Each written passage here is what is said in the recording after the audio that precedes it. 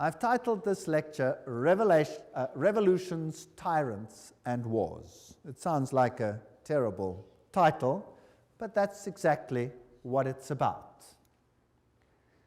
I saw a woman sit upon a scarlet-colored beast full of names of blasphemy. Revelation 17, verse 3. Here is this church controlling this scarlet-colored beast. Revelation 13, verse 4 says, and they worshipped the dragon, unknowingly, of course, which gave power unto the beast, and they worshipped the beast, which has been defined as that power which ruled for 1,260 years, then received a mortal wound, and will rule again at the end of time. And we have identified it, basically, as Catholicism. And they worship the beast, saying, who is like unto the beast, who is able to make war with him? Yeah, they're all bowing down to this strange beast, the kings of the world and the high people of this planet. They pay homage to it. They worship it through their obedience and by giving them the power of the state to deal with any issue. Here is an interesting quote from Popery, Puseyism, and Jesuitism. At what then do the Jesuits aim? According to them, they only seek the greater glory of God, but if you examine the facts, you will find that they aim at universal dominion alone. You see, Rome had lost universal dominion, and the Protestant Reformation had been a major problem in this issue, a major problem. They have rendered themselves indispensable to the Pope, who without them could not exist, because Catholicism is identified with them. They have rendered them themselves indispensable to governors and hold revolutions in their hands. And in this way, either under one name or another, it is they who rule the world. You see, the papacy has crowned itself ruler of the entire world. The Pope is the ruler of the entire world. That's the Holy Roman Empire spread over the entire planet. Well, if we have a look at a century of revolutions starting from 1750 to 1850, we'll see the American Revolution in 1776, and we can ask the presidents that then ruled, who do they think were responsible for this revolution? Then there's the French Revolution, 1789, the Spanish Revolution, 1823, the Polish Revolution, 1831, the German and the Italian Revolution, 1848. By 1917, you had the Russian Revolution, and then basically it was time for war, 1914 to 1918, which made the Russian Revolution, by the way, possible, and World War II, 1939 to 1945. That's a lot of conflict on this planet. How much blood did not flow on this planet as a consequence of these revolutions? And why? Because one power wanted absolute control. And the Bible says the dragon gave it its power so that everybody should be subject to that power and to none other. Well, let's have a look at a brief chronology here. In 1717, we're dealing with this time period of terrible, terrible conflagration on this planet. The Masonic Grand Lodge of England was founded. England was a thorn in the flesh. It was a Protestant nation. So a Masonic Grand Lodge is founded to infiltrate this power. 1721, the first Masonic Lodge was founded in France. 1731, Benjamin Franklin was initiated as a Freemason. 1738, the Roman Catholic Church condemns Freemasonry. Now that's a brilliant move. That's called dialectic thinking. You create an organization, you ban it, your insiders belong to the organization, but the outsiders see that you have distantiated yourself. It can't be your fault. You see how clever that is? Whereas at the Vatican, all the lodges remained and all the cardinals were members, but not the Goyim. It was to be a Protestant army under the control of the Jesuit order, and we did an entire lecture on that, and you can get it, the one on who's behind the secret societies.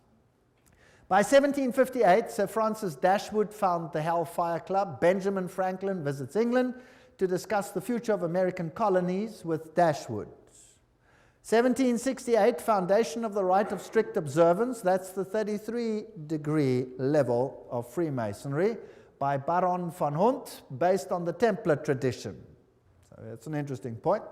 And then Frederick of Prussia, Frederick the Great, I don't know what was so great about him, but nevertheless, founded the Order of the Architects of Africa and uses the title Illuminati to describe his neo-Masonic lodges. So that's just a brief history as we're going along. 1770, Benjamin Franklin was elected Grand Master of the Nine Sister Lodge in Paris.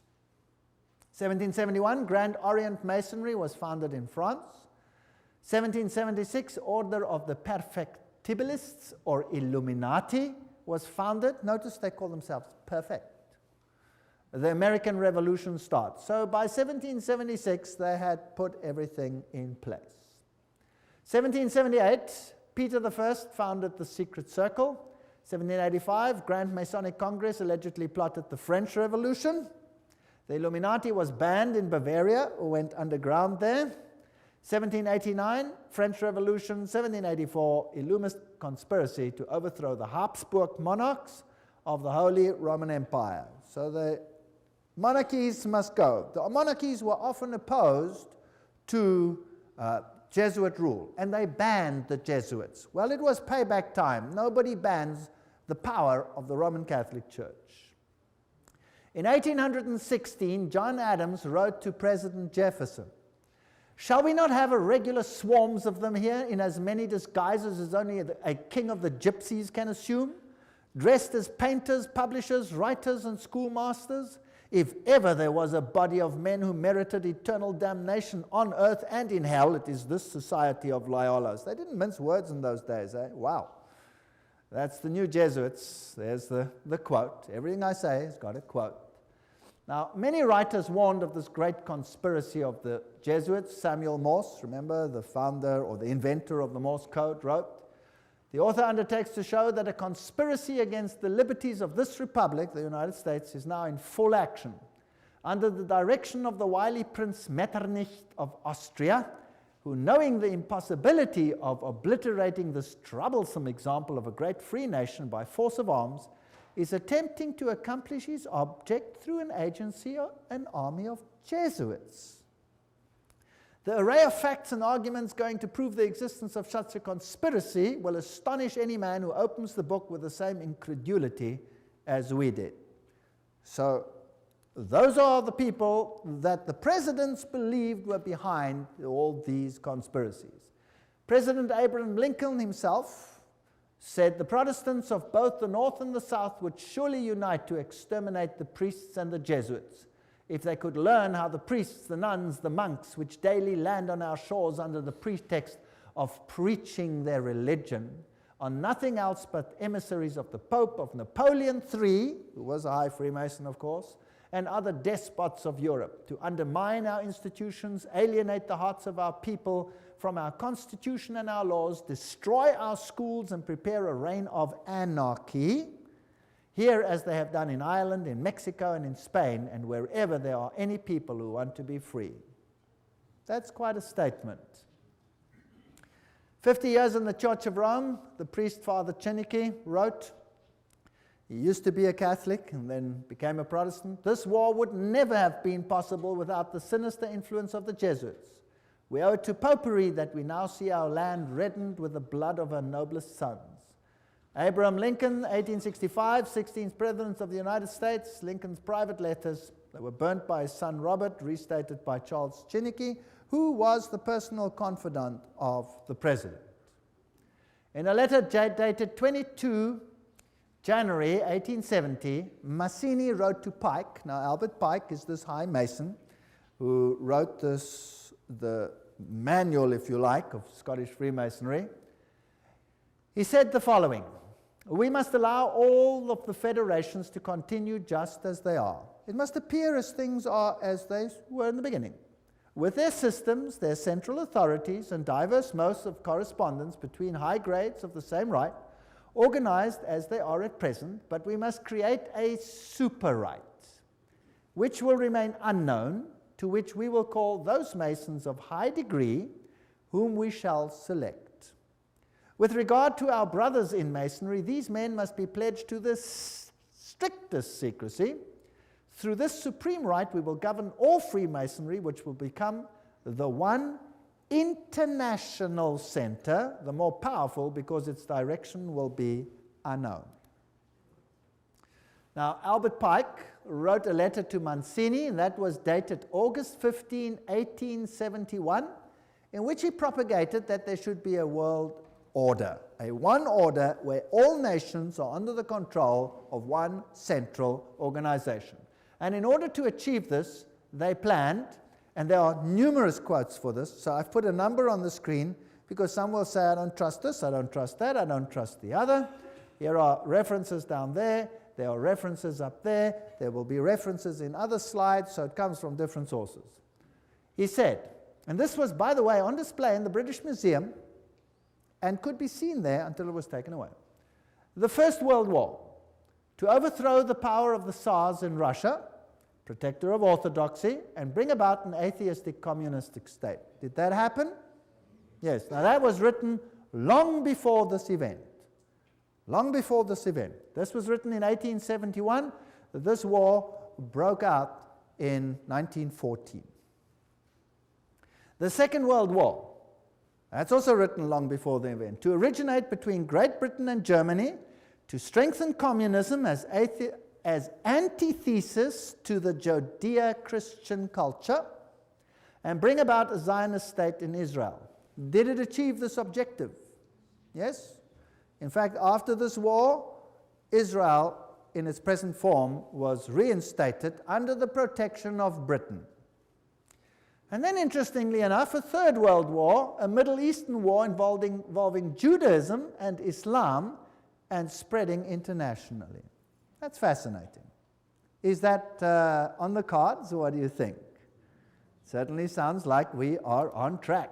Well, here's another quote, just in case people don't like that quote. Mazzini with Pike developed a plan for 3 world wars so that eventually every nation would be willing to surrender its national sovereignty to a world government. The first war was to end the Tsarist regime in Russia, the second to allow the Soviet Union to control Europe, the Third World War was to be in the Middle East between Muslim and Jews and would result in Armageddon. Interesting. Now, how were they going to do it? Let's read what Albert Pike wrote about these wars and how they were going to be unleashed. He wrote, quote, "We shall unleash the nihilist and the atheist," so the destroyer and the atheist, "and we will provoke a formidable social cataclysm which in its horror will show clearly to the nations the effect of absolute atheism. Origin of savagery and the most bloody turmoil. Then everywhere the citizens obliged to defend themselves against the minority of revolutionaries will exterminate these destroyers of civilization, and the multitude, disillusioned with Christianity, will receive the pure light through the universal manifestation of the pure doctrine of Lucifer. The destruction of Christianity and atheism, both conquered and exterminated at the same time." Wow, what a clever plan. So you rub the two systems which you create up against the other. You create atheism as an antithesis to the Judeo-Christian culture. You have these two clash until they rub each other up, and then out of that you will get a new world order where you have a new religion which is far more esoteric and actually honors Satan. Isn't that a rather clever plan? Well, it's very successful. That is why Ordo ab Cao is the verse, if you like, that Freemasonry uses. This is one of their documents, remember, that I photographed in a Masonic lodge. And Weishaupt is the father of Jacobinism. You will remember that we spoke about that in Revelation chapter 11. And Jacobinism was the power that propagated the French Revolution. And we did this in Revelation chapter 11, where the Bastille was stormed, liberty leading, the goddess of reason was enthroned instead of Christianity. So Christianity was removed and another reign began. The monarchy was deposed, and Louis and his wife lost their heads, the beheading of Marie Antoinette, and that put an end to that monarchy. Then Robespierre, he headed the Jacobin clubs, and a reign of terror commenced, which in its bloodshed and its violence rivals anything that we have seen to date. The great philosopher, if you like, of the French Revolution was Voltaire. Now you can look it up in any Encyclopedia Britannica. They will tell you who Voltaire was. He was a Jesuit. They will say, of course, he was a renegade Jesuit that left the Roman Catholic Church to write against it. No, no, no. He was just playing the role perfectly, because they were setting up an antithesis. Do you remember the promise that a Jesuit makes? That I will take either side and do it perfectly, as long as in the end the Mother Church wins. Well, to hold the pen is to be at war. The social contract, man is born free and everywhere is in chains. One man thinks himself the master of others, but remains more of a slave than they are. That's true. But what if you created the slavery in order to create the misery, in order to create the revolution? Isn't that possible? So the philosophers come together and they write a new constitution for this planet called Human Rights. The Declaration of Human Rights, 1798. Declaration, Human Rights. You have the all-seeing eye of Lucifer. You have the serpent with a tail in the mouth, the life-giving serpent, the eternal serpent. And you have this funny little Jacobin hat over there on the end of the spear. If you look at the whole thing over there. And then you have this bundle of rods tied together, which are called what? Do you remember what they were called? Fasciae. Fasciae. Bundle of rods tied together. And on top of the fasciae, you have this funny little hat, which was the Jacobin hat. And that's what it looked like. There's a better representation of, also known as the Phrygian cap, once worn in ancient Rome by emancipated slaves as a mark of their freedom, and adopted in the Revolution as the red cap of liberty. Well, that's what they tell you. That's for the Goyim. Let me tell you what it really is. There it is. This is the god Mitra. And there he is slaughtering the bull. And he's using a dog, a snake, and a scorpion, which has got hold of the more delicate parts of this bull, and he's destroying him with unclean animals. This is a war against Christ. Now let's have a look on the side. What does his hat look like? It's the Phrygian hat. So this is Mithraism. And Catholicism is Mithraism. Mithraism was the religion of Persia, it was the religion of Rome, and it is the religion of the Roman Catholic Church. There are 7 grades in Mithraism. The highest grade is called Father. And then you got a congregation. Now, who in the Catholic Church has a congregation and is called Father? The priest, right? And he could be a member of various groups, and so can Catholic priests. They can be whatever. They can be Jesuits, they can be Franciscans, they can be Dominicans, they can be members of various other orders as well. So Cyrus the Great was the first one to bring out the Human Rights Charter. Now the mortal wound, as we had discussed it in Revelation chapter 11, just to refresh your memory, 21 February 1798, Pope Pius is dethroned by Napoleon. His ring was torn from his finger and he died in exile. Now think about this. If Napoleon was a Freemason, then he was under control of whom? Of the Jesuit order. So who sent Napoleon to Rome to take the Pope captive? The Jesuit order. Why? Well, I've thought about this a lot. Within the Roman Catholic Church, there are numerous orders, and there has not always existed perfect harmony. In fact, the Jesuit order slowly took control of all the orders. The Knights of Malta, for example, did not lightly give up their power seat, but are now subject to the Jesuits. The Dominicans were at loggerheads with the Jesuits. For example, the papacy took the Inquisition away from the Jesuits and gave it to the Dominicans, which created tremendous tension. And in the French Revolution, it was the Dominican order that was destroyed there, not the Jesuits. They controlled the issue. So there were some issues within the church itself that also had to be sorted out to get complete control of the situation. It was even so that at the Council of Trent, many a Roman Catholic stood up and said, the Word and the Word alone. Don't think that everything in the Catholic Church has always been negative towards the Word. No. And Martin Luther must have made an impact as well. And so there were many that weren't in line. So the church itself needed a purging. And then there was another problem. And this problem was this, that the Reformation had fingered Rome as the Antichrist.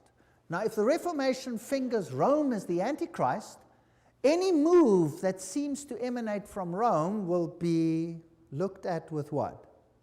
Suspicion. So why not destroy the papacy, apparently, and then resurrect it and at the same time purge it of everything that is contra, and then resurrect it as a final power in complete control of these organizations. Does that make any sense? That would be a neat trick. And then anything that happened thereafter with a weak little papacy over there would be disregarded. It cannot be from them. It must come from elsewhere. That is how secret societies work. They walk behind fronts, behind fronts, behind fronts. So let's see what happened. By 1804, Pius watches Napoleon crown himself emperor. Napoleon then takes the Vatican States. So Rome is diminishing.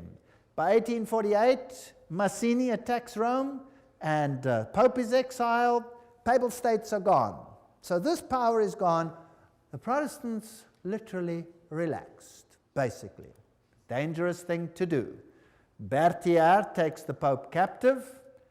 Weishaupt and his fellow Jesuits cut off the income to the Vatican by launching and leading the French Revolution, by directing Napoleon's conquest of the Catholic Europe, and by eventually having Napoleon throw Pope Pius VII in jail at Avignon, until he agreed, note, as the price of his release, to re-establish the Jesuit order. It had been banned, even in the Catholic Church, imagine that. So it had worked underground. This Jesuit war, or maybe it had been banned purposefully to make it seem as if there was a war. You never know, because these people are superb liars. But this is history. This is what happened. This Jesuit war in the Vatican was terminated by the Congress of Vienna and by the secret 1822 Treaty of Verona. There's the quote. Everything I say has got a quote. I'm not making anything up. After Pope Pius was released from Napoleon's prison, he formally restored the Jesuit order with a papal bull. Now that is the strongest worded statement that a pope can bring forth. In 1814, and the Pope added in this bull, if any should again attempt to abolish it, the Society of Jesus, he would incur the indignation of Almighty God and of the holy apostles Peter and Paul. So this could have been a ruse, it could have been a game, what could have been real, whatever the situation is, we will never really know until the curtain is removed one day. But religious freedom for all. And revolutionaries take to the streets and do what they feel they have to do. Joseph Bonaparte, here he is, 1768, 1844, King of Spain, and he was Grand Master, Grand Orient in France. So here you have all the Masonic connections. This comes from the Masonic book, Masonic sources. Napoleon, himself a high Freemason, is now waging war in the whole of Europe, cleaning up the monarchies, and then he has a war with England. Now, who controls England by this stage? The Freemasons. So we have a Battle of Waterloo, and these are the generals that fought on the two sides. Michel Ney and E. von Grouchy, they are on the side of Napoleon. High Freemason, Napoleon, High Freemason. On the other side, you have General Blücher. Those who are German will know a statement that goes, "Ran wie Blücher an der Katzbach," which means, General Blücher at the river Katzbach, he gave Napoleon blazes. High Freemason. And G. von Schnarrenhorst, High Freemason. They were all Freemasons. So this war, was it really a war, or was it a planned war? Now, who are the orchestrators of the First World War? Well, there he is, Kaiser Wilhelm I. What has he got on? This comes from a Masonic book. He's got his Masonic apron on. He's a high Freemason. That's what he was. Here is Kaiser Friedrich der Große. There he is, with his Freemason regalia from a Freemason book. They're proud that these kings were all Freemasons. So the whole war situation is being planned by Freemasons, who are being run by who?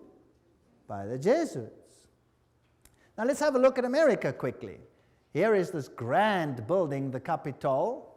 There is the foundation stone, and it says, laid Masonically, September 17, 1932. Okay, so by that time, America was ruled by Freemasonry. Of course, the people are totally unaware. The institutions continue as before, but they are all being infiltrated. If you look at the architecture, the eagles, the symbolism, what you have is sun worship. You have Mitraism displayed here. The street plan of Washington is Masonic. You have the upside-down goat of Mendes in the street plan. Then you have the compass and the set square, and everything is in blocks of 13, and the Masonic temples are on the 13th Street, etc. The whole street plan of Washington is Masonically laid. So it's dedicated to Lucifer. Of course, the people are unaware of this. The White House is then built with this tremendous stela over there, the height of which is 555 feet. Not 666, that belongs to someone higher in Rome. This is 555. And isn't it interesting that 555 is the number that Hollywood uses? Have you ever heard when they say, what's the telephone number on any TV program or any one of those? Oh, it's 555, blah, blah, blah, blah, blah. Have you heard of that? It's dedicated to Hollywood. By the way, in Hollywood is the wood they use to make a witch's staff. So it's dedicated to Lucifer. It's witchcraft. But that's just besides the point. So here is the stela. Who laid these foundations? The Freemasons. So let's ask them what it means. Here is the Encyclopedia of Freemasonry. You're going to get a better source than that. Obelisks were originally erected in honor of the sun god. The connection comes from the Egyptian worship of the phallus. So there stands a male, whatever, in the White House. So we don't have to go. It's dedicated to Osiris and to Isis. And anyway, that is the structure over there. The military structure is a pentagon, which is the high center of the pentagram into which, for example, 13 witches would step in order, 12 around one, in order to propagate a curse. So this is also a witchcraft structure. So it's just a building, but it has certain connotations. Then France, the one that has this new philosophy for a new world, sends a gift to the United States, the Statue of Liberty. So let's ask UNESCO what it means. UNESCO says the 7 rays emanating from Mitra's halo, there's the god Mitra, symbolize the triumph of the forces over the forces of darkness. Now, you must understand that Lucifer says that Michael and his angels represent the forces of darkness, that Yahweh is the devil. Isn't that terrible? You remember that? We did that. And here, UNESCO tells us that the head of the Statue of Liberty is adorned with Mitra's 7 rays. The flame she holds is a sun symbol. So this is the torch of Lucifer. Because it doesn't matter whether Lucifer is male or female, he's androgenic in his story. Here is the foundation stone.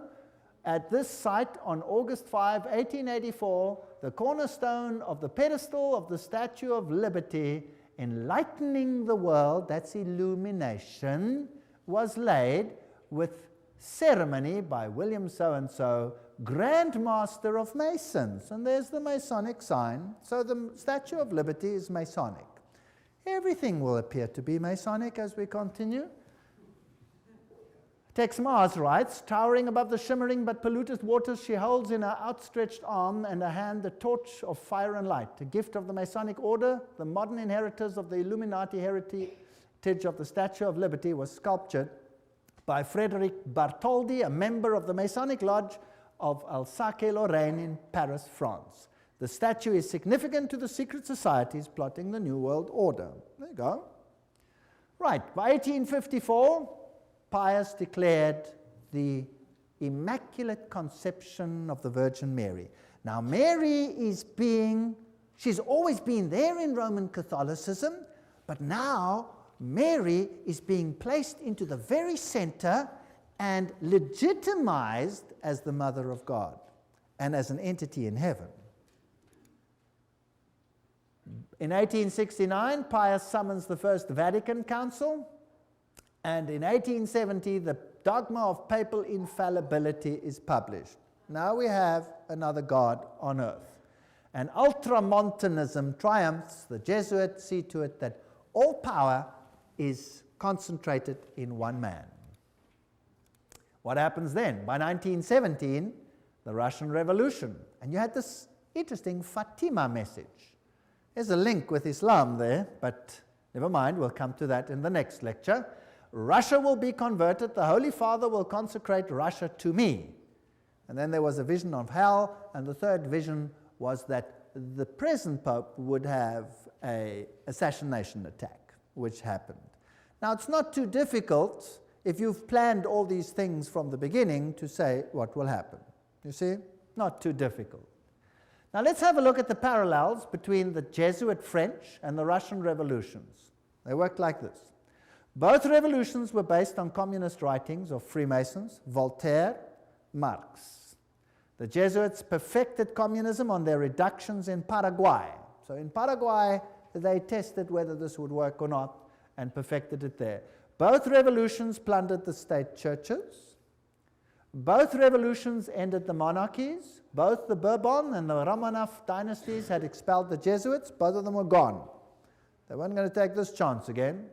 Both revolutions produced republics in form, but absolute monarchies in power, controlled behind the scenes by the people that were now in control. Both revolutions declared atheism as the religion of the state.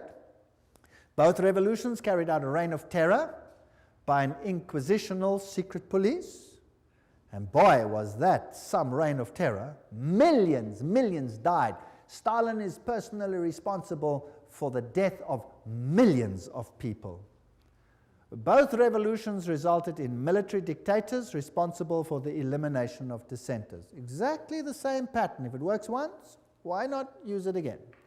The lesson learned on these Platonic republics there in Paraguay provided the groundwork for Marx's Communist Manifesto, by which every nation on earth would be reduced to granny reductions, thereby destroying the white Protestant middle classes while restoring the communal feudalism of the papal Caesar's dark ages. That's just a quote. Well, it's a bit sharp, but it more or less sums it up. So Karl Marx, by 1844, wrote the Communist Manifesto. That's when he wrote it. That's when it was published, 1848. By 1928, Papal Nuncio in Germany leads the Catholic powerful center party to the right and helps skyrocket Adolf Hitler to power. Now, who's Adolf Hitler? By 1929, Pius disbands the Catholic Party. It's done its job, and people are ready to vote. And in the same year, he crowns himself sovereign ruler of the world. What arrogance. Now the Pope is sovereign ruler of the world. In the same year, he signs the documents. Now a ruler has to have a country, and he gets his papal state back, the smallest state in the world. And the papacy now again qualifies as a political entity. Now, it had been dead. It was no longer a political entity, so the beast was mortally wounded. And now it gets its power back, and now it qualifies as a beast again. Its wound was healed. Isn't that correct? That's why the San Francisco Chronicle, almost quoting the Bible, says that while they signed this document, the wound was healed in this display. Now we're ready for war. 1934, in Yugoslavia, an organization called the Ustashi is formed. What a disgusting organization. Founded, and they assassinate King Alexander of Yugoslavia. Now the Ustashi is a military organization with basically Nazi features, and they slaughtered the Serbs. They slaughtered the Orthodox people and forced them to become Catholic or to die, one of the two. And nothing is ever said about this tremendous slaughter that took place over here. 1941, Croatia declares itself independent, and the slaughter begins. This is the man who is now Pope, Cardinal Secretary of State, Eugenio Pacelli.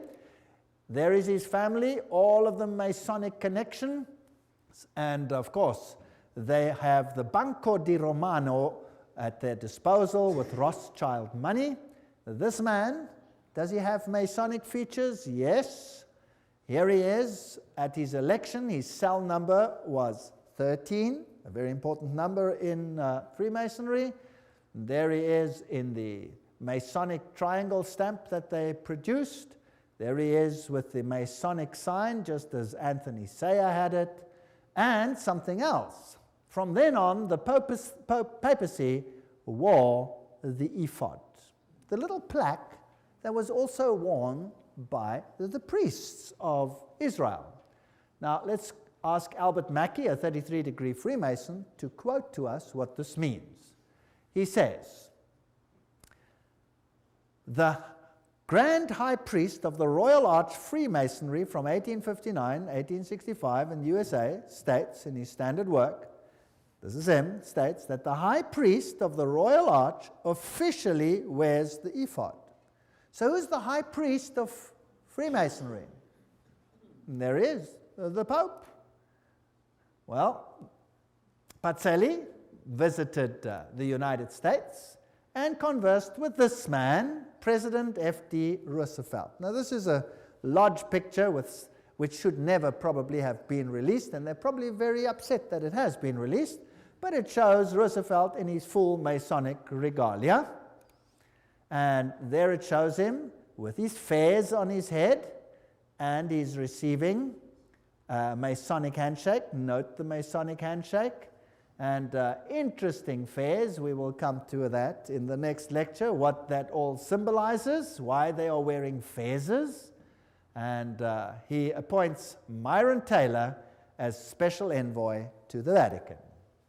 Now, let's have a look at the Freemason political leaders in the United States, and I'm just quoting from various sources and web pages. There will be different ones here, so you can check it out for yourself, to show you just who's control at the moment. We'll just run through them quickly and see what degrees they are. Bill Clinton, 33 degree. Newt Gingrich, 33 degree. Bob Dole, 33 degree. Jack Kemp, 33 degree.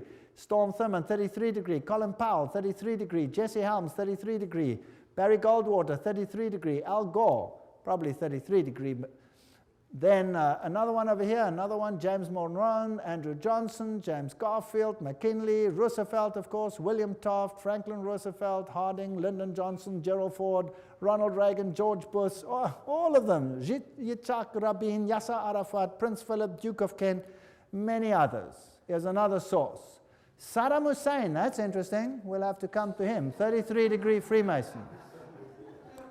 Tony Blair, 33 degree. Gerhard Schröder, Prime Minister of Germany, if you like, President, 33 degree. Benjamin Netanyahu, 33. Yasser Arafat, 33 degree. Ronald Reagan, Gorbachev, Helmut Kohl, Shimon Peres. Helmut Kohl is also a committee of 300. Francois Mitterrand, 33, was Grand Orient Lodge, of course. Yitzhak Rabin, Willy Brandt, all of these old ones were Freemasons. Some more. Joseph Stalin, he was Illuminati. He was a member of the Grand Orient Lodge. Leon Trotsky, Grand Orient Lodge. Kissinger is a member committee of 300. J. Edgar Hoover, 33. Cecil John Rhodes, Aleister Crowley. Walt Disney was a 33-degree Freemason.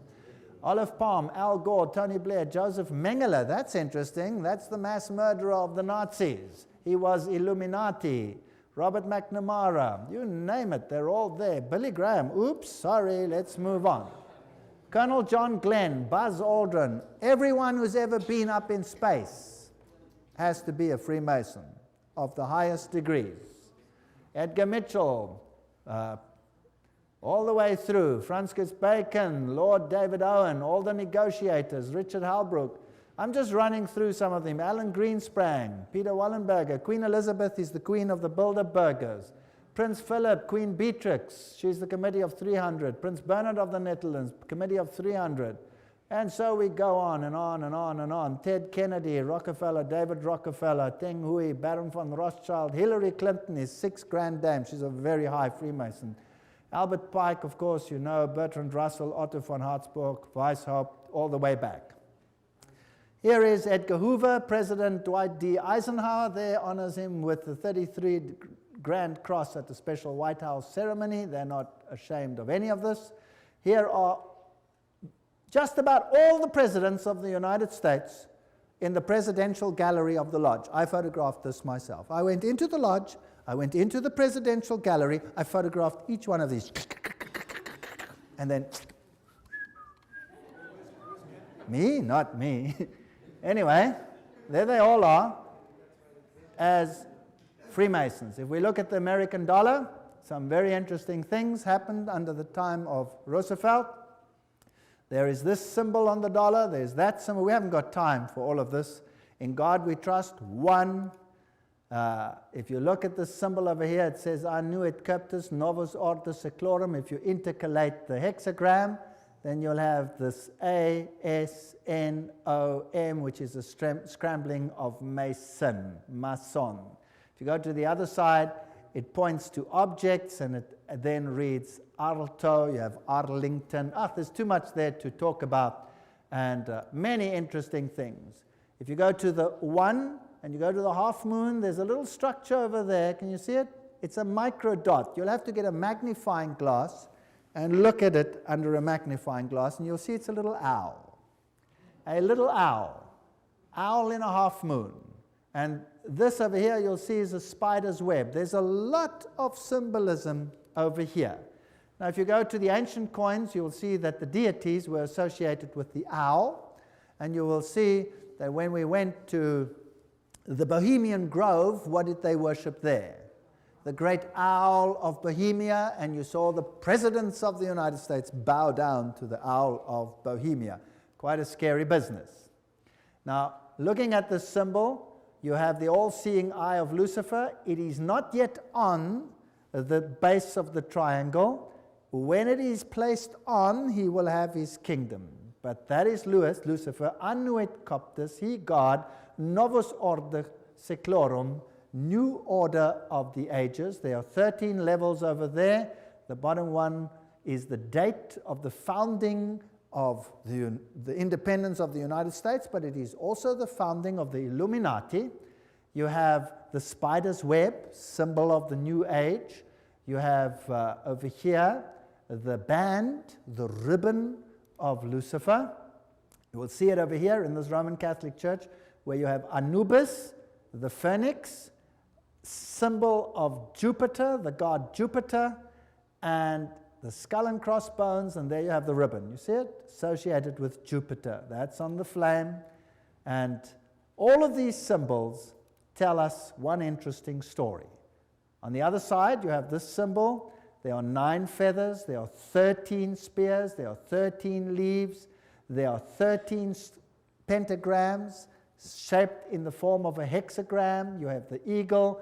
You have this statement over here, a pluribus unum, out of many one. We're going to reunite all nations. So that's the symbolism of a new world order on the dollar.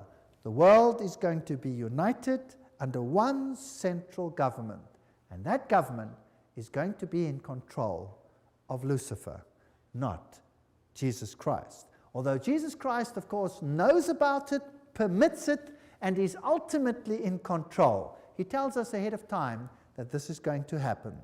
And then the end of the story is that Jesus will reign on this planet.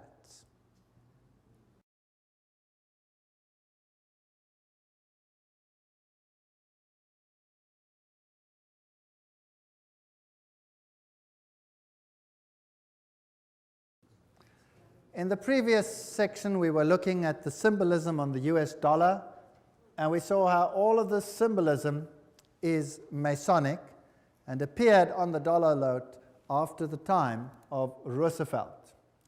Revelation 13:11, and I saw another beast coming up out of the earth, and it had 2 horns like a lamb, and he spoke like a dragon. We're going to deal with this prophecy in detail in another lecture. It exercises all the authority of the first beast, which we will find will be Roman Catholicism before it, and causes the earth and those that dwell in it to worship the first beast whose deadly wound was healed. So here was now a Protestant ally that would enforce papal doctrines. But that's in another lecture, complete lecture, called Two Beasts Become Friends. If we look at the architecture even, it is interesting. That is St. Peter's. That is the Capitol building. The architecture is identical. Of course, the building itself was designed, the American one, by Freemasonry. And Freemasonry is in control by whom? The Jesuit order. Now let's have a look at some of the symbolism over there and some of the interesting issues. We are now ready for the Second World War, and the 3 main role players of the Allies are this man over here, Winston Churchill, and he was a what? 33-degree Freemason. We saw Roosevelt in his full Masonic regalia. He was a 32 or 33-degree Freemason. And then we have Stalin, who was, of course, Grand Orient member, so 33-degree Freemason. They're all on one side. Extract from a report by Ambassador Harriman in Moscow to the State Department, June 30, 1944. Stalin paid tribute to the assistance rendered by the United States to Soviet industry before and during the war. He said that about 2/3 of all the large industrial enterprises in the Soviet Union had been built with United States help or technical assistance. The other third had been Britain. So who built the USSR? Who built it? The West. The West financed it and built it. Here you can see Winston Churchill in his Druid Masonic Lodge with all his Druid fellows around him. So these are genuine facts. This isn't just conjecture. Do you remember Pearl Harbor? Well, fortunately, the 50 years of Secrecy Act are past, and so now we know for a fact, because this has been revealed, that they knew that Pearl Harbor was going to be attacked. Is that correct? And they chose not to do anything about it. Why? Because they needed an incident to start a war. The American Constitution was not going to permit them to enter a war. They needed an incident, and they created it. In fact, that is mass murder of their own people. Is that correct? Because they knew about it. This is public knowledge. It's in the news. The 50 years secrecy is up. Nobody can deny it anymore. It's a fact. So America, once before, has killed thousands of its own people to allow something to become possible that wasn't possible before. Once done successfully, do you think I could do it again? I wonder. What about the other side? Hitler. Hitler said, I learned much from the order of the Jesuits. Until now, there has never been anything more grandiose on earth than the hierarchical system of the Catholic Church. I transferred much of this organization into my own party. The SS was constituted according to the Jesuit principles. Himmler, head of the SS, was closely associated with the Jesuits through his father and brother. Hitler said of him, I can see Himmler as our Ignatius of Loyola. And Joseph Goebbels was also a trained Jesuit. So, the two sides, who controls them both? The same parties. This is called thesis, antithesis. Goebbels, Himmler, these people were Jesuits. They were fascists. Adolf Hitler, fascist, using the symbolism of the sun god, the Maltese cross, the symbols of the sun god. Here he is with Hindenburg himself, of course, a Freemason. This thing is all entirely planned. Gaining the youth on his side. One of the principal Catholic personalities to help Hitler to power was Franz von Papen. And Franz von Papen, of course, leader of the Catholic Party, helped to skyrocket Hitler to power. So the Catholic Church skyrocketed Hitler to power. And these are posed pictures. They have Masonic meaning, but we'll get to that later. The Reichsadler, chosen as the symbol, Masonic symbol. And the supposed happy alliance in the beginning, which then deteriorates. Here you see the salute with the Masonic activities associated with it. Here he is together with the church leaders, and here you can see the cardinals giving the Heil Hitler salute. So the church was very much involved with the Nazi movement. There is a bunch of cardinals giving the Heil Hitler salute. The Pope and the Führer, you will recall that even to this day there is tremendous anger about Pope Pius having now been declared on his way to sainthood because of his connection with the Nazi movement. Well, here is the new Reichsbischof Ludwig Müller, the Protestant one, who greets Adolf Hitler with a nice handshake. The previous one, the previous Protestant bishop, no longer lived because Adolf Hitler had him executed. So this one must have been a puppet on the religious side. So the Catholics and the Protestants next to each other. Now understand the war. Let's think about the war. Who is the problem in terms of the Roman Catholic Church? Firstly, the Orthodox Church in the East had been a problem. The First World War sorted that out.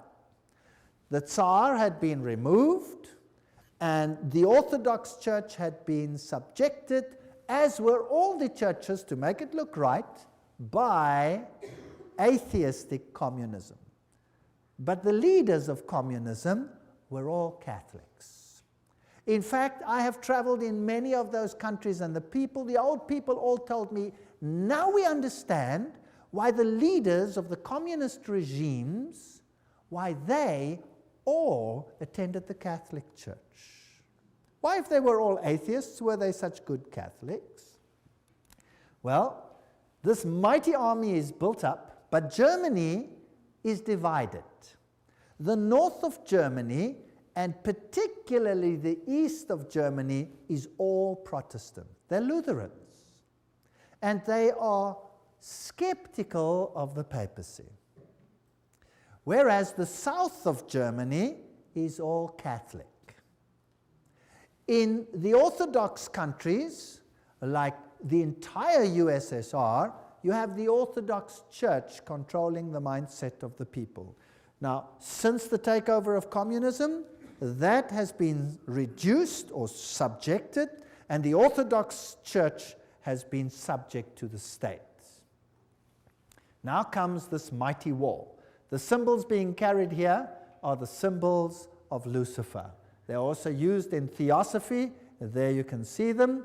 There's the swastika, the all-seeing serpent. And Adolf Hitler himself was a tremendous occultist. Of course, as a Jesuit insider, he would be. But of course, his outer garb of religion was Catholicism. You'll find the same swastika on the foot of Buddha. And, as I recall, as I told you before, it was a Jesuit priest, Father Stempfler, not Hitler, who really wrote Mein Kampf. So a Jesuit wrote the book. The SS has the same symbols as the Skull and Bones people. The skull with the crossbone, meine Ehre, heißt Treue. My honor means Treue, to be loyal, loyalty. The SS had been organized by Himmler according to the principle of the Jesuit order and became basically the new, if you like, Inquisition. And anybody who did not obey the system was destroyed.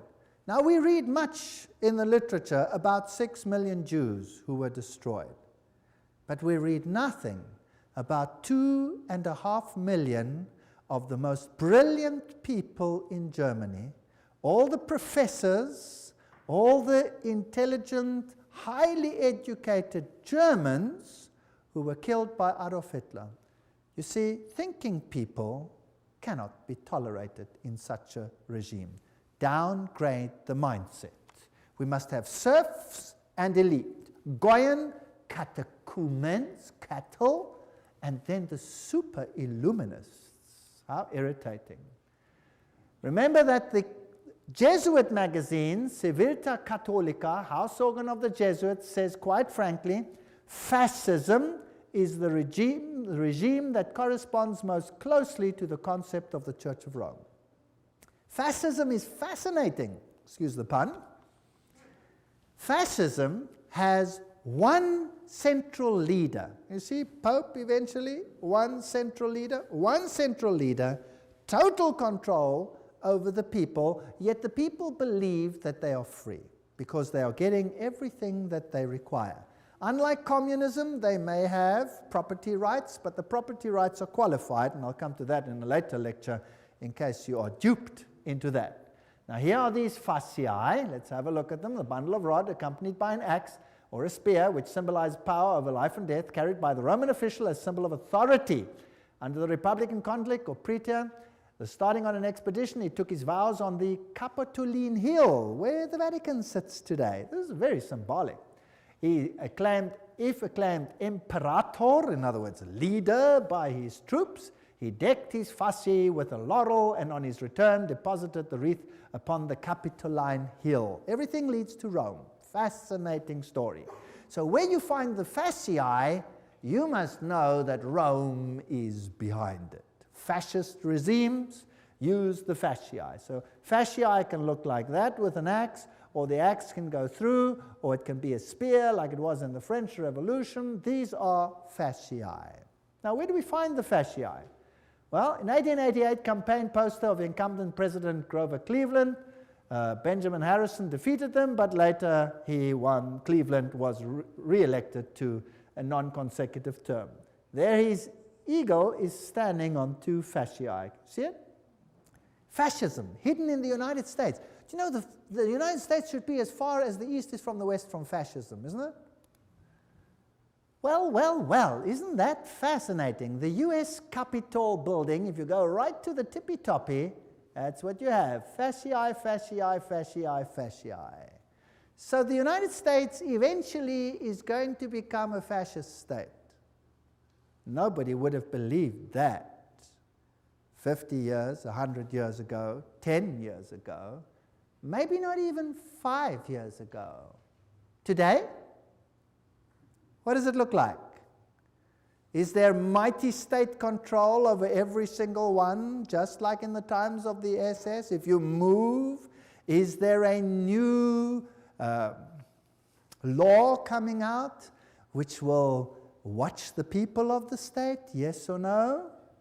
Yes, Patriot Bill, have you heard of that? All kinds of interesting laws coming out. Now, what type of government is that? Interesting. There it is. Did you know that the fasciae here, fasciae behind the rostrum podium of the House of Representatives in Washington, D.C. Note the back of the chair resembles a golden axe. There it is, the axe and the fasciae. So they knew this all along. They're just waiting for the opportunity, biding their time. Ancient Roman coins with a fasciae. Here is a fasciae on the back of a dime in America with a flame there. Fasciae on a US dollar.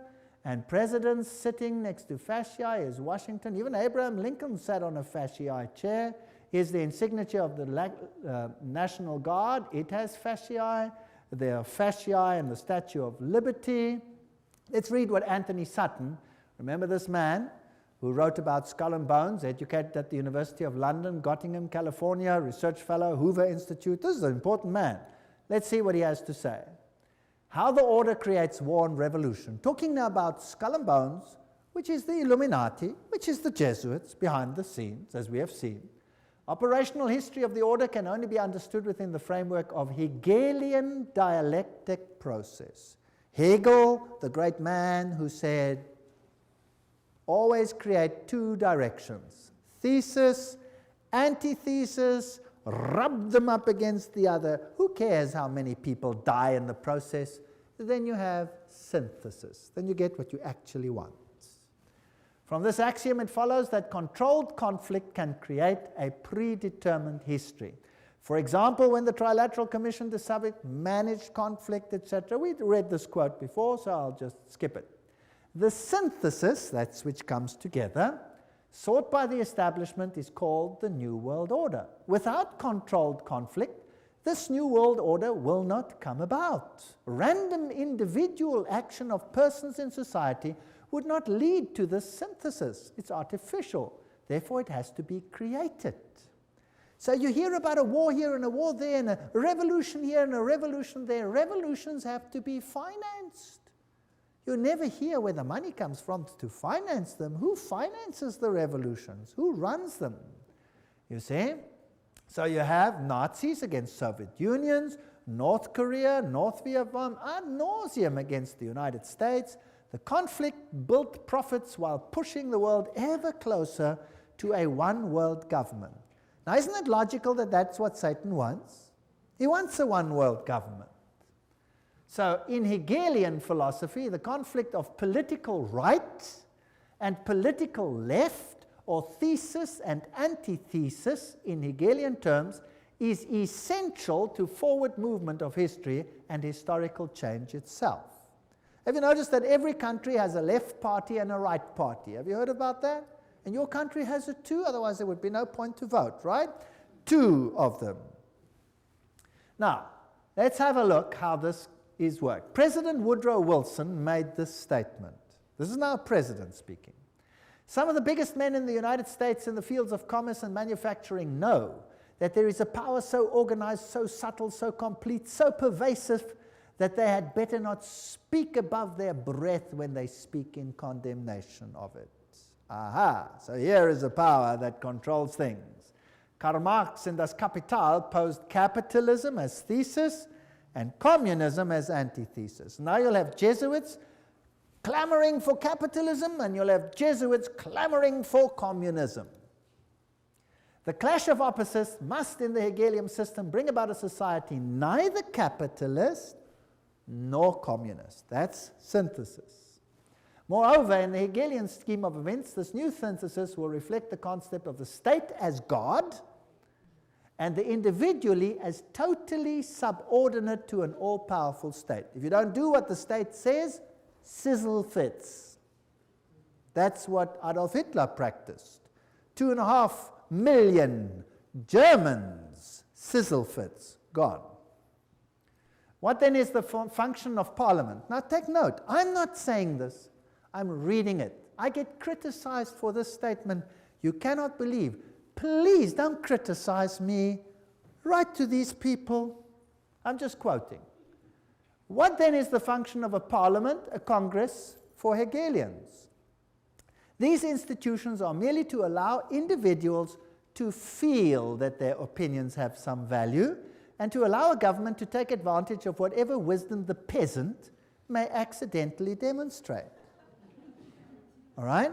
Now let's see how Hegel puts it himself. This is now the great philosopher Hegel, where the politicians bow down to him. He says, by virtue of this participation, subjective liberty and conceit with their general opinion, individuals, can show themselves palpably efficacious and enjoy the satisfaction of feeling themselves to count for something. In other words, we're just idiots. So if you vote, who are you voting for? I'll tell you who you're voting for. I always say this. They vote for the devil in pink or the devil in blue. The vote makes no difference. It's a joke. Politics is a joke. War, the organized conflict of nations for Hegelianism, is only the visible outcome of the clash between ideas. As John Dewey, the Hegelian darling of modern education system, puts it, he's in control of the whole new world education. War is the most effective preacher of the vanity of all merely finite interests. It put an end to the selfish egoism of the individual, by which he would claim his life and his property as his own or as his family's. Did you get that? Now, surely Rome doesn't think like that. Oh, I'll show you papal bulls which will make your hair stand on end. New ones. Compare this to the spirit and letter of the Constitution of the United States, which says absolutely the opposite. All right? So for these elitists, the state is supreme, and a self-appointed elite running the state acts indeed as God on earth. The rest are catechumens, cattle, goyim. College textbooks present war and revolution as more or less accidental results of conflict, but they're never in Western textbooks will you find the evidence that revolutions need finance, and the source of the finance, in many cases, traces back to Wall Street. Operational vehicles for conflict creation, the key to modern history is in these facts. The elitists have close working relations with both Marxists and Nazis. They play on both sides because what they have created is just a game. In this memorandum, we will present the concept that world history, certainly since 1970, reflects deliberately created conflict with the objective of bringing about a synthesis, a new world order. So let's have a look how it worked. Here's the order. The thesis is Marxist Russia, Second World War now. The antithesis, Nazi Germany. Who financed them? Who financed the Russians? Guarantee Trust Company. Who financed the Nazis? Guarantee Trust Company. And then you have Harriman, formerly of Harriman and Company, etc., etc. Same people over here. Harriman, Nazi interests. Same people finance both sides. Then you have the Bolshevik Revolution, 1917 and 1933, Hitler's ascension to power, conflict between the two, tremendous profit, and the result, post-World War II, United Nations as the first step to a new world order. There you have it. Beautifully. Financed by the same sides. By 1948, the atomic race. By 1950, Mary receives pilgrim status. 1950, Francis Matthew calls for nuclear war with Russia, and they start arguing between the two of them. Notice how many were killed by Stalin. Among the 1,766,188 victims up to the beginning of 1922, figures obtained from the Soviet documents, nearly 5,000 were priests, teachers, nuns, etc. of the Greek church. As soon as the persecution extended to the millions of Lutheran, Reformed, Baptist, Methodist, and especially Mennonite Christians, the circulation of the Bible is not only strictly forbidden, but punishable by exile. So that's what Stalin did. Stalin killed millions. We hear of 6 million Jews. Well, think in terms of 30, 40, 50 million people when you think of Stalin, the greatest mass murderer this world has ever seen. And Foster Dulles, President Kennedy, what is the story there? Well, here is Kennedy, and he's married to this young lady, Jacqueline Kennedy, and they are setting up the United States for a tremendous conflict in the end, and every president has to play the game. Eventually, this president dies, and this one takes over, Lyndon Johnson. But did you know something interesting? A president has to swear on the Bible when he takes over. Did you know that Lyndon Johnson refused to swear on the Bible? What did he swear on? Lyndon Johnson is sworn in as president by Judge Sarah D. Hughes. Just an hour after the assassination, Judge Hughes brought a small Bible for the swearing-in ceremony, but it was substituted for a Roman missal, mass book, that was found on the plane. So he swears on a Roman missal. He refused to swear on the Bible. Doesn't that tell you something? Isn't that interesting? I find that very interesting. Now, why did that president have to go? He was a Roman Catholic after all. Is it possible that not all Roman Catholics are so easily duped? Here's the motorcade as it travels along. Here you have Mrs. Kennedy helps the Secret Service agent, Clint Hill, climb into the car at the back when the president was shot. And here are the roses she received.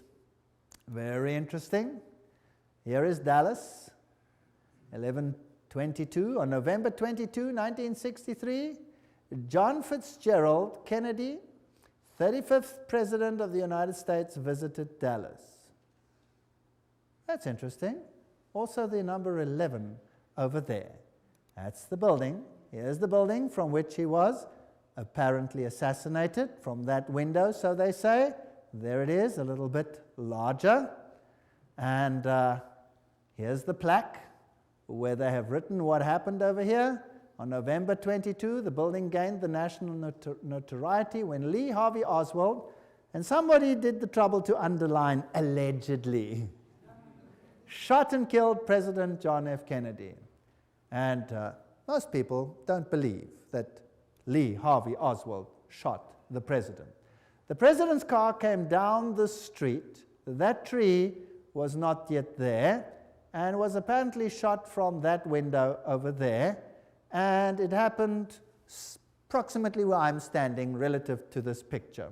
Now notice as he comes down here, he's traveling on this side of the road. And imagine hordes of people standing on either side. And here is a little uphill. And when you go further into the hall over here, there was a picket fence. And if you looked from the picket fence, you could look down onto the street. And apparently, when the shots were fired, over 100 people, including the police, didn't run this way, but ran up this embankment towards the picket fence. Now, why did they run to the front of the president and not from behind the president? Apparently, they say, Lee Harvey Oswald shot him from behind, and he was the only one who shot, and he shot from behind, and he hit him over here. A very, very fantastic shot, by the way, if it is so. It only has a little problem. The president's head didn't go forward, it went backwards, and it hit him here in the throat. And there was a small entry wound in the front and a huge one in the back. So from where was he hit? From the front or from the back? He was hit from the front. Not only that, there were shots from other places along the side, and there was an intercalation which all hit the president. There is even evidence that the driver himself, who happened to be left-handed, rotated and shot the president himself with a pistol as well. He had multiple shots. Of the witnesses that ran towards the picket fence, over 100 of them, almost all of them, except for one or two ladies who were ridiculed, were assassinated themselves. Is that not strange? Wouldn't you think that was strange if all the witnesses died strangely? Well, this is one of the biggest cover-ups that probably ever occurred. Here's the picket fence. And when you're looking there, that's how it was. Someone behind the picket fence would shoot. And this would be the view from the picket fence. I'm now pretending to be there. I took these pictures myself. And the cross would be there. So he would shoot the president at this short distance and hit him from the side front. Now, it's interesting that the president's head jerked to his back and to his left. Bah, like that. That means that he must have been shot from the front side, right? Isn't that logical? All right, now, am I saying this, or is this public knowledge? This is public knowledge. And yet it is denied by government because they have one culprit, Lee Harvey Oswald. There's the place where he died, straight shot from the picket fence.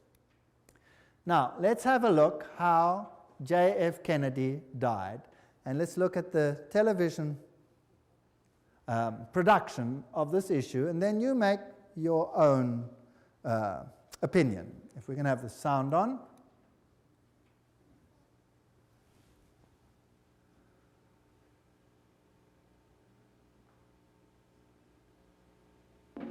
A Let's go back to that day in Dallas. The day was November 22nd, the time shortly before noon. At first, the crowds were thick, but as the motorcade approached Dealey Plaza, it was here that the motorcade violated the Secret Service's own rules. As the car turned, it slowed from 40 miles an hour to 7. It was precisely then that gunshots blasted out. For 6 seconds, the occupants of Kennedy's car were struck by bullets.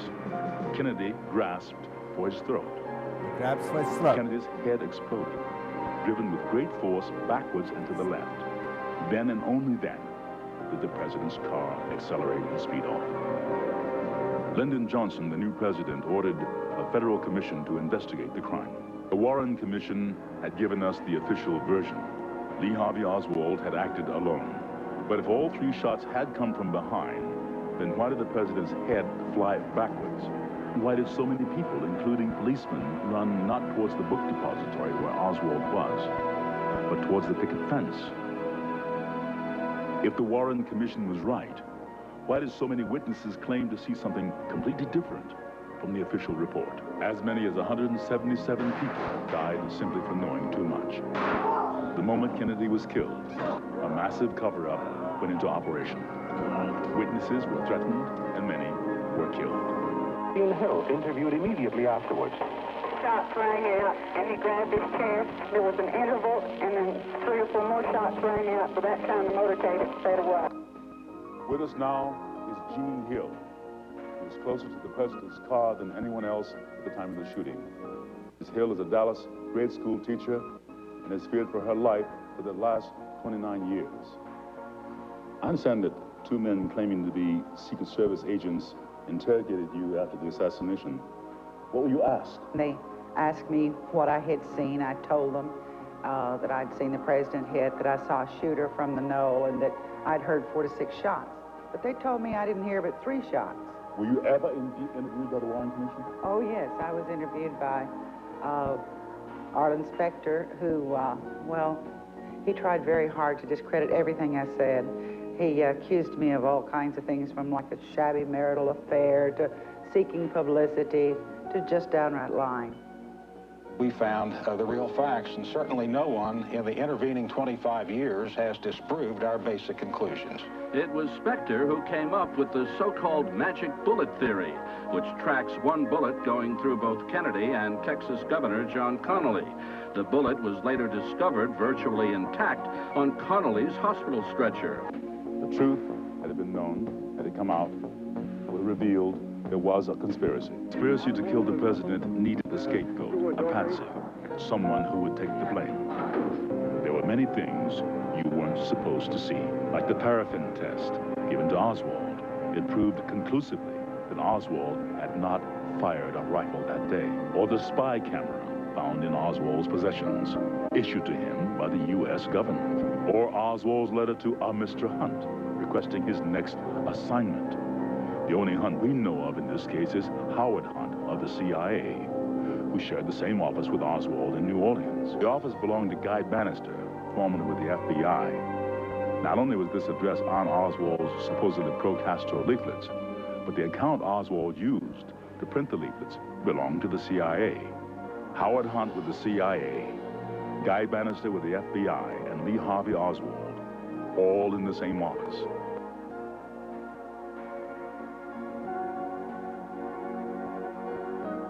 Kennedy's motorcade was arranged to make 2 turns, taking him directly into a triangulation.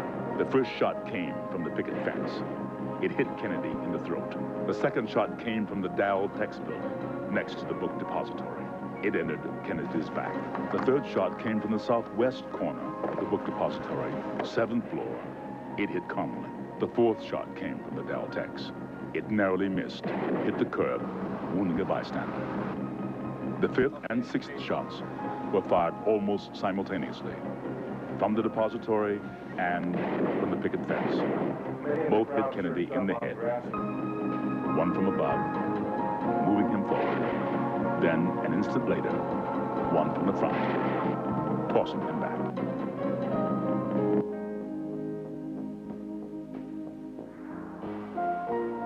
Here you see the passenger in the front turning back, looking at the president. Instead of jumping back to assist him, he turns forward. The driver's now rotating. The weapon comes into view, and he fires. You'll see this repeatedly in these sequences. Kennedy's been shot in the throat. He's leaning to his left. The driver now begins to rotate. His left arm comes over his right shoulder, and he fires now. Again, you see the driver rotate. You see the weapon come into view. He's rotating again. The weapon is in view. He fires. You can clearly see his head turning and his arm and the weapon extending into view over his right shoulder. One of the first activities of William Greer after the presidential limousine arrived at Parkland Hospital was to attain a bucket and a sponge and water and begin to wash the blood and brains off of the presidential limousine. There's a new theory about the assassination of John F. Kennedy. A government scientist says police audio tapes provide new evidence of a second gunman. If it could be proved that the sound on the tape was a gunshot and that, in fact, it came from the grassy knoll, then it would provide some evidence that there was a second gunman in addition to Lee Harvey Oswald. But so far, few who agree with the conclusion made by Thomas. Hello? Yes, Rick. Go ahead, please. Yes, I'd like to know why it's taken so long for this information and the truth to be exposed. First place, it hasn't been exposed yet, and I don't think it ever will be. Secrecy in government is designed for one purpose and one purpose only. Not to keep the enemy or the opposition from knowing what's going on, but to keep the American people from knowing what is going on.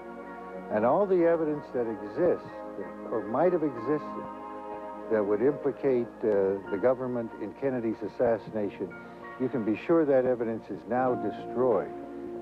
So even if everything is released now, the chances of solving the Kennedy assassination and attaching the blame to the guilty parties is almost impossible.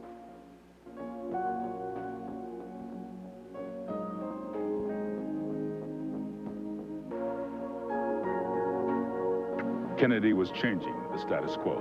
He decided he could no longer trust the CIA. He was transferring covert operations directly to the Joint Chiefs of Staff. Shortly after that, he fired Allen Dulles, who had been the Director of Central Intelligence since 1953. Kennedy continued to make enemies as he pulled back from world confrontation. He ordered U.S. troops out of Vietnam. This was an incident that took place. Well, you saw that driver rotate, if you could see it. It was very difficult. You could see his head go back. You could see all these things. Vatican Assassin says, but after the failure of the Bay of Pigs invasion, President Kennedy changed due to his betrayal by the Jesuit Council of Foreign Relations in the person of McGeorge Bundy. He sought to break the CIA into 1,000 pieces. Now, the CIA would be like the SS. Why break that? Then he called for a return to America's currency to the gold standard. That was a major problem that would stop the Federal Reserve. And another thing that he said, I will separate church and state. I think that was a big mistake that he made in the eyes of the Jesuits. Remember that Loyola said, finally let all with such artfulness gain the ascendant over princes, noblemen, and magistrates of every place, that they may be ready at our beck even to sacrifice their nearest relations and most intimate friends when we say it is for our interest and advantage. That's fascinating. We know, of course, that Jacqueline Kennedy was raised in a Jesuit convent, but let's leave it there. One of Nixon's main speechwriters during 3 whole years was Jesuit father, the Reverend John McLaughlin, who wrote Nixon's speeches at a salary of $32,000 a year, which was a lot of money at that time. And the next presidents, one of the next ones, Gerald Ford, there's his own signature, 33-degree Freemason. I took this picture myself in the Masonic Lodge. There he signs it, 33-degree Freemason. These people are not who they say they are. And when we look at him, and we look at these handshakes that they have, and the Holy Alliance between the papacy and the United States of America, this is, by the way, a signal picture, and Reagan appointed this man to be representative to the Vatican. So by 1987, Pope John Paul visits the United States. President Reagan meets him and he says, As you exhort us, we will listen. This is not separation of church and state. For with all our hearts we yearn to make this good land better still. The Pope is quoted as saying, I come as a friend of America and of all Americans, Catholics, Orthodox, Jews, all men of goodwill. Well, interesting. Here he is together. This, by the way, also a Masonic signal picture, but we won't go into the details. That's also a Masonic signal picture. We won't go into those details. How do they plan their trips? Let's ask them. Here's Ronald Reagan planning his trip to this president of Russia. And then in September, Gorbachev proposed a pre-summit meeting in Reykjavik, Iceland. Washington agreed. The astrologer fixed the time and the date of departure, and at 9:45 on October the 9th, Reagan flew to Reykjavik. For instance, if you have very bad Saturn, you should cultivate Jupiter so that... Wow. He's now acting like Nebuchadnezzar. Let's call the astrologers to tell us when this meeting should take place. You know, the 11th is a very important date. Presidents die on it. Buildings collapse on it. It's very interesting. My Pope, Pope Paul II, I confirm for you as the Pope of my secret, the Pope about whom I spoke to the children during the apparitions, the Pope of my love and my sorrow. This is what Mary apparently said to the children at Fatima. This is the Pope of the secret, or this is the Mary predicted that he would have an assassination, this Pope, and the modern channels through Father Gobi say that this is the Pope of the promise. Well, Malachi Martin, in The Keys of This Blood, this is a pontifical work, writes, clearly the new agenda, heaven's agenda, the grand design of God for a new world order had begun. And Pope John Paul would stride now in the arena of the Millennium Endgame as something more than a geopolitical giant of his age. He was and remains the serene and confident servant of the grand design. There's another Masonic language. He's going to be the head honcho, the main man. All this bloodshed, all these wars. In Germany, what happened? What did the war do in Germany, the Second World War? In Germany, the north of Germany was devastated. It was firebombed, which was illegal according to all conventions. They threw firebombs on the north of Germany. Hamburg was gutted by firebombs. Now, firebombs don't just destroy military targets. What do they destroy? They burn human beings alive. So it was targeted to destroy the people. And then East Germany, the entire Protestant conclave was cut out and handed over to Soviet Russia for 2 generations of enforced atheism. Today there's no Protestant left anymore. Protestantism has been destroyed. The Orthodox Church has been subjugated. All of them are subject to Rome. Millions of Serbians died. Millions. It has been a slaughter in the last centuries such as this world has not seen. Why? To gain full control of the world. Here is Gerard Newkirk states, over the last 2 decades, in particular during the Reagan years and the last 2 with George W., the United States is looking less like a democracy and more like a highly evolved fascist creature. Isn't that interesting? I'm not saying this, I'm just reading it. Devoid of the idiosyncrasies and shortcomings of its progenitors where they practiced this, this form of fascism has a propaganda machine that is arguably the most efficient the world has ever seen. We are in an interesting time frame. And here you see George Bush with the Pope. Here you see the Prime Minister of England with the Pope. All these 1,000 points of light. 33-degree Freemason, skull and bones member, Illuminatist, 33-degree Freemason with the Pope.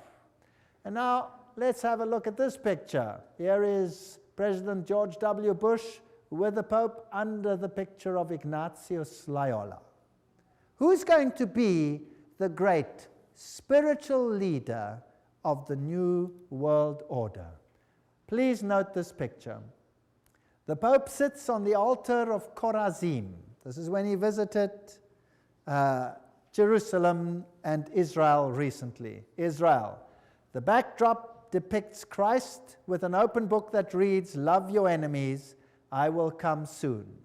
What else do you see on his throne? An upside-down cross.